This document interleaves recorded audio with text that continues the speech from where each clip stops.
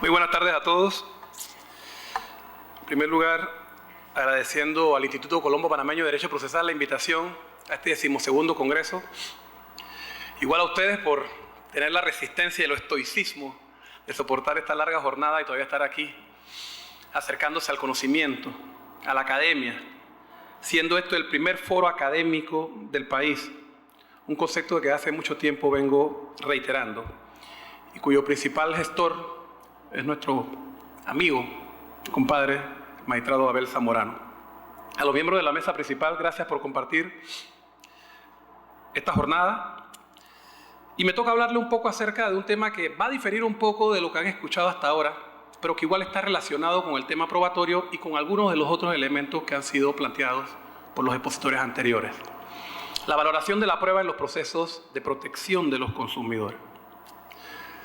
Si quisiera irme rápido, diría, bueno, el artículo 191 de la Ley 45 de 2007, que es la Ley de Protección de los Consumidores, dice que toda la materia no regulada se rige por las normas del Código Judicial.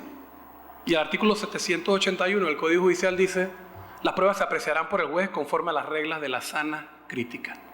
Traslademos eso a los procesos de protección al consumidor y termino mi conferencia.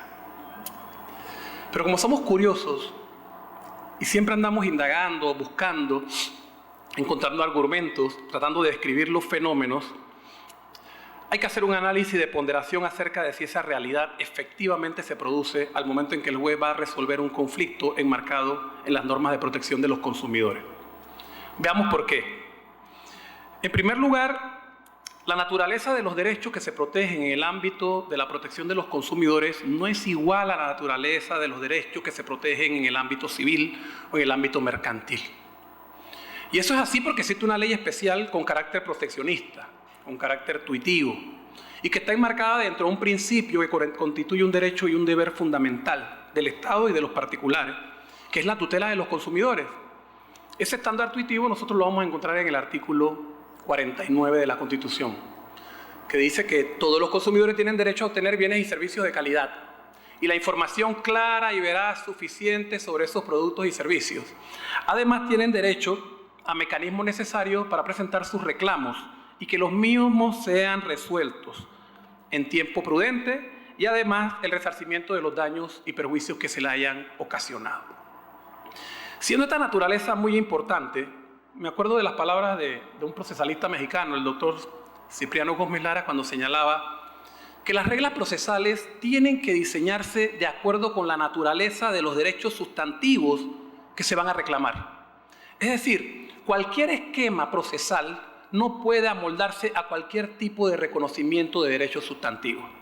Piensen ustedes nada más lo tortuoso que sería que un proceso de alimentos en el ámbito del derecho de familia se tramitara como un proceso ordinario. Eso nos da la respuesta inmediatamente. Entonces, la adecuación del proceso debe responder a esas realidades y a esa necesidad. Y eso es lo que ha ocurrido en el ámbito de la protección de los consumidores con los tribunales especializados y una ley integral que regula la materia. Dentro de ese ámbito, entonces, habrá un aspecto procesal importante que se enmarca también en el ambiente probatorio, en el ámbito probatorio, que tiene que ver cómo se valora la prueba por parte del juez. ¿Debe el juez tomar en cuenta esos elementos a la hora de ponderar el material probatorio aportado por las partes? ¿Debe haber algún principio de favorabilidad o mejor tratamiento para los consumidores por las circunstancias de desequilibrio en que se encuentran en las relaciones de consumo? Esas son algunas de las interrogantes que voy a tratar de explicar durante esta conferencia. En primer lugar, la valoración de la prueba es una labor compleja. Es la que debe realizar el jugador a través de un análisis respecto a la probanza de los hechos que le fueron presentados. Pero como señala un autor conocido, este trabajo es uno de los más complicados. Es como caminar en arenas movedizas porque al final del camino debe transitarse a través de la utilización de una serie de elementos que son metajurídicos, es decir, que trascienden más allá de la experticia del juez y que guardan relación con la función vital que él debe desarrollar como jugador. Punto de partida, el interés superior del consumidor. Eso no es un eslogan o una frase vacía, hueca, sin sentido. Es un principio enmarcado en el artículo 1 de la Ley 45 de 2007. Y ese principio debe materializarse durante el desarrollo del proceso. Y es el que ha dado las luces a efectos de la interpretación, no solamente del derecho, sino también a veces en materia probatoria. ¿Y qué significa? Que es un principio garantista, un principio de cardinal importancia a la hora de establecer que al consumidor debe dársele la tutela que la ley establece. Esto plantea entonces inmediatamente una circunstancia que nace de la relación de consumo. De más está decirle que todos los que estamos aquí somos consumidores. Todos tenemos que acudir diariamente a los mercados para obtener los bienes y servicios que necesitamos. Y producto de esas relaciones de consumo que entablamos con los proveedores, ocurren conflictos, se suscitan problemas. Y en ese marco existen autoridades administrativas y autoridades judiciales para resolver esos problemas. ¿Quién de ustedes no se ha visto afectado, por ejemplo, con un bien que fue comprado y luego no sirve el propósito para el que se compró? Y empezamos a buscar el papelito de la garantía para hacer los reclamos. ¿Quién de ustedes no ha sido víctima de una publicidad engañosa? Ha leído un anuncio publicitario o lo ha escuchado en la radio y luego cuando va a comprar se entiende o se entera de que no es como se lo habían dicho. Pero ya usted está en el establecimiento, ya se movilizó desde su lugar de trabajo o desde su casa. ¿Quién de nosotros no ha confrontado problemas con artículos que ha adquirido o con la adquisición de bienes tan importantes como sería un automóvil o una vivienda? Entonces existe una puerta de acceso dentro de la jurisdicción a esta jurisdicción especializada, que en Panamá está asignada a los tribunales de libre competencia y asuntos del consumidor. Pero esa relación de consumo exige dos cosas: que exista un consumidor y que exista un proveedor. Y no todo el mundo tiene el carácter de consumidor. Y eso cuesta entenderlo a veces. Es muy básico. En el esquema económico de los circuitos comerciales, los bienes se producen, se trasladan, se comercializan y se venden. El que lo adquiere para utilizarlo de forma personal, familiar o doméstica, tiene el carácter de consumidor. Es decir, el consumo es final. Se agota la circulación del producto. En ese sentido, a esa persona la vamos a considerar como un consumidor. Pero si la persona adquiere con un fin mercantil o para seguir aprovechándose del bien o obtener lucro, entonces no lo podemos considerar como un consumidor. La ley admite que sean personas naturales o jurídicas. Y el proveedor es el industrial, el profesional, el comerciante, el industrial, que ofrece bienes y servicios a título oneroso. Si esos dos elementos están presentes y se traba una relación, hablamos de una relación jurídica que la ley define como una relación de consumo, y entran en juego y son aplicables a la causa entonces las normas de la Ley Especial de Protección. ¿Cómo se maneja? A través básicamente de tres procesos, y esta es la parte introductoria. Hay un proceso de menor cuantía de protección de los consumidores, hay un proceso común dentro de la ley, que también sirve para otros temas que conocen estos tribunales, y existe el proceso colectivo de clase. Dentro de los tres procesos es innegable que las partes deben asumir sus cargas procesales. Y esas cargas procesales pasan por el cumplimiento de los presupuestos procesales. Juez con jurisdicción, juez con competencia, demanda en debida forma, legitimación activa, legitimación sustantiva en la causa. Todos esos presupuestos deben ser cumplidos. Algunos matizados un poco por la figura del consumidor, bajo la estructura del conocimiento o pensamiento de que el consumidor es el sujeto débil en la estructura de la relación de consumo. Pero cuando llega la hora de valorar el material probatorio, encontramos algunas dificultades. En el proceso de menor cuantía, la ley admite que se pueda comparecer sin abogado. ¿Cómo pedirle a un consumidor que acceda a un proceso de menor cuantía y presente las pruebas que se ajusten a los requerimientos y las formalidades que exige el Código Judicial, cuando él ni siquiera conoce la materia jurídica? ¿Cuál debe ser el papel del juez a la hora de decretar las pruebas de oficio? O para decirlo de otra manera, para compensar las deficiencias probatorias que pueda presentar la defensa de un consumidor. En ese sentido, tenemos que visualizar en qué aspectos puede el juez entrar dentro del debate procesal, análisis probatorio, en lo que se llama la valoración de la prueba, para ajustarse no solamente a las reglas de la sana crítica, sino también a los requerimientos que plantea la naturaleza especial de estos derechos. Marina Gascón señala que en el juicio de aceptabilidad de los resultados producidos por los medios de prueba se produce una verificación de los enunciados fácticos introducidos en el proceso a través de los medios probatorios. El reconocimiento de los mismos da un determinado valor o un peso a esos medios a la hora del juez ponderar si se comprobaron o no los hechos que sirvieron de sustento a la pretensión. Eso también lo señala el artículo 780 del Código Judicial. Los medios de prueba deben tender ¿a qué? A formar convicción en el juzgador. Pero no puede ser una valoración de forma incontrolable o arbitraria de parte del juez. Esa no es la idea, ese no es el recto sentido de interpretación de los mecanismos de valoración probatoria. Hemos ido avanzando en las legislaciones procesales de un mecanismo que algunos llaman con sentido negativo, que es el de la prueba tasada o tarifa legal, donde el legislador predispone el valor de la prueba limitando la actuación del juez, hasta un sistema de más libre apreciación en la intervención del juzgador, no quedándonos en la libre e íntima convicción del juez, sino más allá en criterios racionales que le permitan valorar conforme a las reglas de la experiencia, del sentido común, de la lógica, cuál es la verdad respecto a los hechos que se le han planteado. Por eso el 781 habla de las reglas de la sana crítica en el Código Judicial, pero hace la salvedad que esto no excluye la solemnidad documental que la ley exige para ciertos actos o contratos.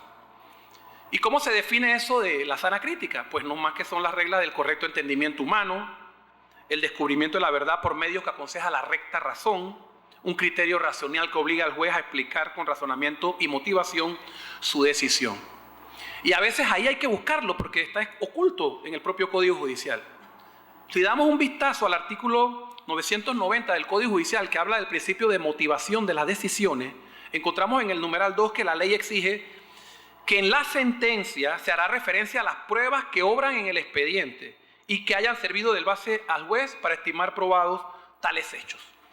Ese principio resulta importante, no solamente para dar el conocimiento a los usuarios y a las partes respecto a cuál fue el fundamento o el análisis que el juez realizó para tomar su decisión, sino también que sirve de base para el ejercicio del recurso de apelación y producir la segunda instancia. Por eso la sana crítica no puede ser una mera alegoría para adornar una resolución judicial. Algunos le llaman a veces una cláusula de estilo, y usted entiende que un juez habla y dice, bueno, se han valorado las pruebas conforme a las reglas de la sana crítica, pero no dice más nada. Pero dice, bueno, cumplí, la norma dice que tiene que ser con la sana crítica. Pero el análisis del valor probatorio no se realiza con base en esos criterios racionales a los cuales me estoy refiriendo. Eso produce entonces que haya mucha incertidumbre dentro de los usuarios. Hay que tener claro eso, porque en algún momento incluso se habla o se pregunta a uno cuáles fueron las razones que motivaron para que el juez tomara esa decisión. ¿Será que se sintió iluminado en ese momento? ¿Fue un elemento místico o esotérico, mágico, que le dio las luces acerca de cómo valorar las pruebas y formarse su propia convicción o su íntima convicción? Entonces esos son elementos que son metajurídicos, que son extrajurídicos y que tenemos que tener mucho cuidado los jugadores de no incurrir en ellos. Ajustarnos a los mecanismos, principalmente mecanismos científicos, lo que se llama la hipótesis de probabilidad. ¿Qué significa eso? Ir descartando dentro de las diferentes hipótesis la más razonable, siempre tomando como base los elementos que fueron aportados al proceso, la realidad circundante y la naturaleza de los derechos protegidos. Y aquí viene la parte interesante. En la Ley 45 de 2007 se establece, aparte del interés superior del consumidor como un principio fundamental, en el proceso de menor cuantía, un principio que se llama indubio pro consumidor. Y esa norma señala en el artículo 127, numeral 12, que en caso de duda sobre el fondo de la controversia, prevalecerá lo que alegue el consumidor. Esta norma no la encontramos en otros procedimientos de naturaleza protectora, como sería, por ejemplo, el derecho de familia, el derecho laboral. Sin embargo, lo tenemos ahí en el ámbito de protección de los consumidores. Pero viene la pregunta, ¿es extensible este principio a la valoración de la prueba? ¿O está referido nada más a los aspectos sustantivos? Quiere decir entonces que cuando no haya prueba que convenza al juzgador sobre los derechos del consumidor que han sido alegados, ante la duda, ¿él debe fallar a favor del consumidor? Creo que no podemos darle una extensión de esa magnitud a esta normativa. Esto es importante porque el material probatorio siempre va a estar sujeto a un control que resulta importante por parte del juez. Todos ustedes saben que el derecho a la prueba se enmarca dentro de los derechos de poder obtener la prueba, poder presentar la prueba, que la prueba se reciba, que la prueba se admita si reúne los requisitos, que se practique y luego se valore conforme lo dicta la ley. Entonces, en ese recorrido, uno encuentra que hemos presentado un caudal probatorio, ha cumplido con todos los requisitos, pero el juez al final dice en su sentencia, no me convenciste. De las 10 pruebas que me trajiste, ninguna me convenció. Pero esta que me trajo esa sí me convenció. Es el criterio de valoración final acerca de los hechos que sirven de sustento a la pretensión. Entonces es una labor compleja, una labor de filtro que el juez debe realizar, tanto en los procesos donde hay una etapa previa de admisibilidad de la prueba, como en la sentencia, principalmente en los procesos orales, donde se lleva a cabo este juicio de valor. Entonces, aun cuando el consumidor sea la parte más débil, yo tengo que concluir que no significa que no esté relevado de la aportación de pruebas. Puede haber situaciones en las cuales el juez pueda temperar o matizar el sistema de valoración para propender a garantizar, con un criterio, digamos, proteccionista, los derechos del consumidor, pero sin que le sea dable soslayar de forma arbitraria los principios que la ley exige, principalmente la carga de la prueba que establece el artículo 784 del Código Judicial, que establece que incumbe a las partes probar los hechos que sirven de sustento a su pretensión. Ese es un punto que debe quedar muy presente. Pero ocurre entonces que, aparte del principio de contradictorio y de inmediación, que en los procesos orales resulta importante, a efecto de que el juez esté muy cercano a la práctica de la prueba para poder tomar convencimiento respecto a los hechos que le van a permitir resolver la causa, que el Código Judicial sigue siendo la norma madre y la norma supletoria, que debe ser utilizada por el juez. Pero se lo voy a plantear en el ámbito de consumo para que veamos algunos ejemplos muy gráficos. ¿Qué pasa, por ejemplo, en un reclamo por vicios ocultos? Y esto ha ocurrido ya, de un bien, donde una empresa señala que no es cierto, que el bien funciona correctamente, que lo que dice el consumidor no es cierto. El carro sirve, eso de que el carro no arranca y no funciona es mentira, el carro se revisó y funciona correctamente. Pero luego en la etapa probatoria dice que niega la prueba que consiste en la copia de la factura de la compra del automóvil. ¿Y eso ocurre? Entonces, me está diciendo que el carro está bien. Y luego me dices que no hubo relación de consumo y que el carro nunca se vendió a la persona que está reclamando ahora por los defectos o vicios que presenta. Entonces el juez no puede ser tan estricto de decirle a la parte, bueno, efectivamente la factura está en copia simple y por tanto no tiene valor. Porque la sana crítica lo lleva a los criterios de la lógica, del raciocinio, de su conocimiento y su experiencia para decir esto concatenado con las otras pruebas permite concluir que así había una relación de consumo. ¿Por qué usted me va a decir que no existe sobre la base de que era una copia simple cuando los otros medios así lo comprueban? En otro caso que ha ocurrido, existen relaciones donde se dan contratos de promesa de compraventa. Tratándose de un contrato de promesa de un bien de carácter inmueble, sabemos que se le exigen ciertos requisitos de validez. Sin embargo, hemos encontrado casos donde las empresas promotoras aceptan que recibieron los pagos de los abonos correspondientes y se presentan los recibos. Llegan los testimonios de los que forman parte de la empresa aceptando que se realizó el contrato y que recibieron los pagos. Sin embargo, por alguna omisión, el contrato no llega debidamente autenticado, sino que llega en copia. Y se requieren pruebas de informe y nos encontramos con que efectivamente el banco dice, sí, yo tengo el contrato acá y estamos tramitando la carta promesa de pago. ¿Debe el juez entonces desechar todos esos argumentos con base en la solemnidad documental que exige el artículo 781 del Código Judicial? ¿O debe ir más allá y entender que la naturaleza de estos derechos le permite a él compensar la deficiencia a través de una prueba de oficio y requerir la obtención del contrato? Es decir, en estos supuestos donde la ley permite, debido a las características de los derechos que se reclaman, esta clase de circunstancias, el papel del juez tiene que ser diferenciado. No estamos hablando de derechos que funcionan en un plano de equilibrio. Cuando la ley se diseñó para proteger a los consumidores, era para compensar deficiencias y desequilibrios que en la práctica existen. Las empresas son más fuertes económicamente, pero el desequilibrio no es solamente de carácter económico, que eso es una parte del error común que cometemos. El principal desequilibrio y la principal desventaja que tenemos los consumidores en nuestros reclamos judiciales es el derecho a la información. La información es el elemento fundamental. ¿Por qué? Porque ese es el que no conocemos. Ese en el que debemos confiar en la información en las instrucciones, en los anuncios y en la publicidad que nos brindan las empresas, que solamente tienen un objetivo: vender, promover las ventas. Entonces, una persona de mucho dinero, económicamente, puede tener incluso, digamos así, un estatus económico parecido al de la empresa que está demandando, pero para efectos de la ley es un consumidor. Entonces, la deficiencia económica es solamente un aspecto, porque también debemos reconocer la deficiencia en la información. Y ahí está el ángulo o el aspecto que resulta fundamental para nosotros a la hora de ponderar cómo debe ser valorada la prueba en estos procesos. Osvaldo Gossainy señala lo siguiente: la prueba en las acciones judiciales que se derivan de la Ley de Protección de los Consumidores tiene que trabajar sobre presunciones que obtiene el afectado al denunciar la infracción y solicitar su reparación e indemnización. No se trata de encontrar una inversión de la carga probatoria, porque tanto el usuario demandante como la asociación que lo represente tienen que cumplir con su parte en la tarea de colaboración en la búsqueda de la verdad. Por eso podemos reiterar que sí tiene vigencia el principio de la sana crítica, pero un principio de la sana crítica atenuado, donde el juez va a tener un marco mayor de aportación a la hora de ponderar y valorar los elementos probatorios que han sido aportados, sin que se pueda pretender que las partes no deban asumir un mínimo de la carga probatoria que la ley les exige.